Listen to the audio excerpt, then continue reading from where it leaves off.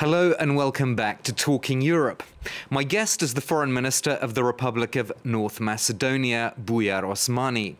The country gained its independence from the former Yugoslavia in 1991, and it was spared the wars that convulsed the region in the early 1990s. However, ethnic tensions spilt over in 2001, and only a peace deal, brokered with the help of international mediators, prevented a civil war. Years after the Ohrid Agreement, another milestone was reached. The Prespa Agreement of 2018 resolved a long-standing dispute over the country's name, and Greece lifted its veto on North Macedonia's path to the EU and NATO. North Macedonia joined the Atlantic Alliance in 2020, and it opened accession talks with the European Union in July of last year. Bujar Osmani joins me from the capital, Skopje. Foreign Minister, thank you so much for being our guest on Talking Europe. Just for our viewers, could you set out where you are in the accession process now? As I said, it's been nearly a year since that was formally launched, and I gather there's a kind of screening process happening of North Macedonian legislation at the moment. The screening process, which is going well at the moment. Based on this screening process, we will have the screening reports, which will be translated into roadmaps which contain the benchmarks for opening and closing the chapters. But as you know, this deal was brokered during the French presidency, after a deal we made with Sofia, with Bulgaria, on having constitutional changes again as a precondition for the closure of the opening phase of the accession. And on that question of constitutional changes, I gather you don't actually have a majority in the parliament yet to get over that obstacle. Unfortunately not, because this requires two-thirds majority, and we are missing several MPs to complete this legal requirement. But the reason for this hesitation, particularly among our public, is because we had recently constitutional changes just 5 years ago, or 4 years ago to be exact, on the name change. So people feel that this EU process has becoming a moving target, and we have to go through many concessions while there are no deliverables from the other side, and therefore the environment has become a little bit difficult for us to pursue the process. Yeah, and if you don't make that particular concession, then the bottom line is, I suppose, that Bulgaria could apply a veto, which it did in 2020. And I'm just wondering if the new political dynamic in Bulgaria, does that affect the current situation? Because, of course, the former Prime Minister Boyko Borisov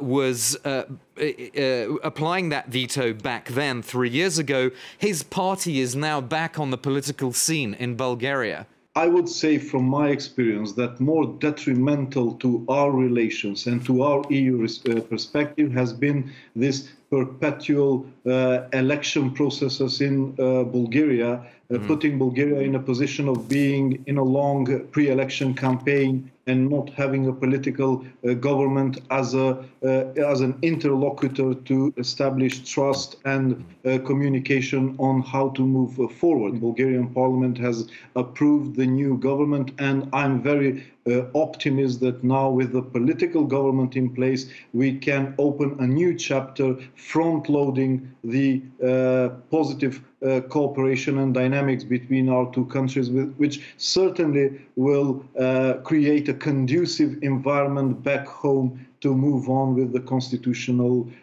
amendments.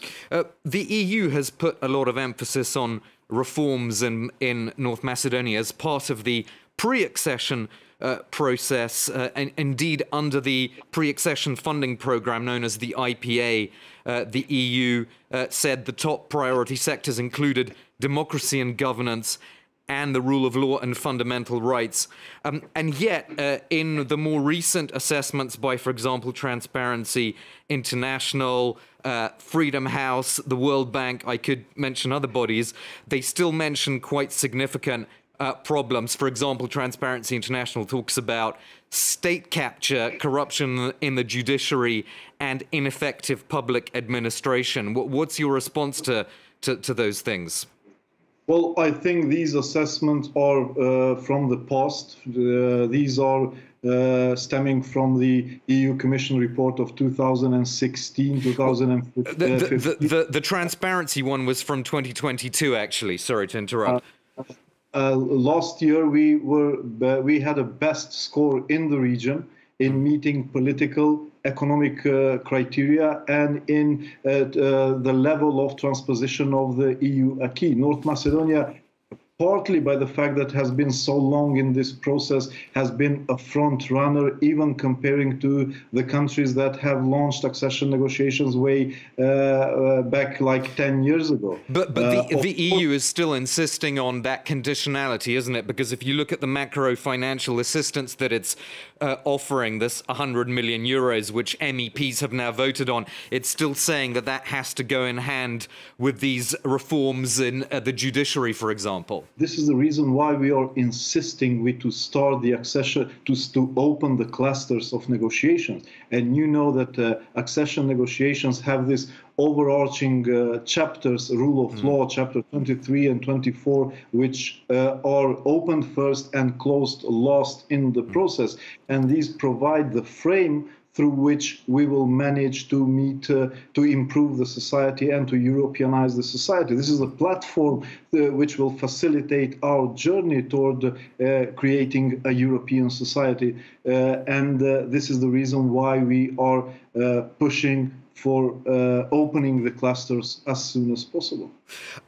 Speaking of corruption perceptions, Foreign Minister, the former Prime Minister of North Macedonia, Nikola Gruevski, he's been convicted by courts in absentia several times, and he's been in Hungary since 2018. I know that the authorities in your country have issued several extradition requests.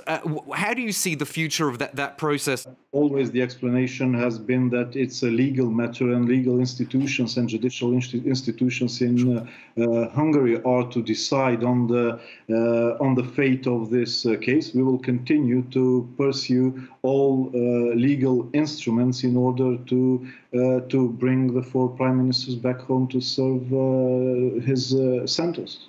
Do you think Hungary has cooperated satisfactorily with the Republic of North Macedonia?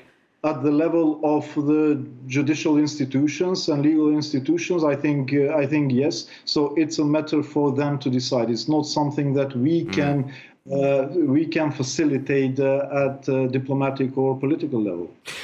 You've moved to create a mini Schengen zone along with Serbia and Albania, and this is of course part of your strategy of regional integration before the Western Balkans can perhaps join the European Union as full members. Obviously one understands the advantages of freedom of movement, but is that idea not helping the human trafficking rings and the migrant smuggling organizations which the EU is very concerned about in your neighborhood at the moment? No, not at all. I think regional cooperation only will improve our individual nation efforts to fight human trafficking and organized crime. We showed it through an example in 2015 when we jointly with EU, we managed to block the Balkan route. But this is not only related to managing those challenges, but rather to unleash the economic potential that is hidden in this fragmented market as the Western Balkan is today. Therefore. So when Interpol, for example, said in its report this May that drug smuggling, organized crime has increased by an order of magnitude, you don't link that at all to easier movement across borders? Not at all. I think that through strengthening national institutions in all of our countries in the region, strengthening our cooperation and creating a synergy of our individual action plans to counter those challenges, we will have an additional effect. But in the end, it's all about building the resilience of our institutions and building capacities of our institutions, which can be achieved only through accelerated EU integration process. Therefore, EU membership of our region is in the interest of the European Union as well. Foreign Minister, I'd like your thoughts quite briefly, if you will, because we don't have a lot of time now, but your thoughts on the crisis in northern Kosovo, and whether do you fear any kind of spillover into northern Macedonia? North Macedonia is a NATO member, a country that has created a unique model of functional multi-ethnic democracy and quite resilient to spillover effects from the region. However, in my national capacity, but also, as you know, I'm chair in office of the OSCE. We are following closely the developments in the north of Kosovo. I have proposed a 9-point plan to de-escalate the situation by bringing the Serbian community into the Kosovo institutions through relaunching an election process. I have a plan to go there to Belgrade and to Pristina soon with my Troika group of ministers to contribute further to de-escalation and normalization of relations. We'll have to end it there. Thank you so much for that very wide-ranging overview. Foreign Minister Bujar Osmani joining me from the capital, Skopje. That's all for this edition of Talking Europe. Thanks for being with us.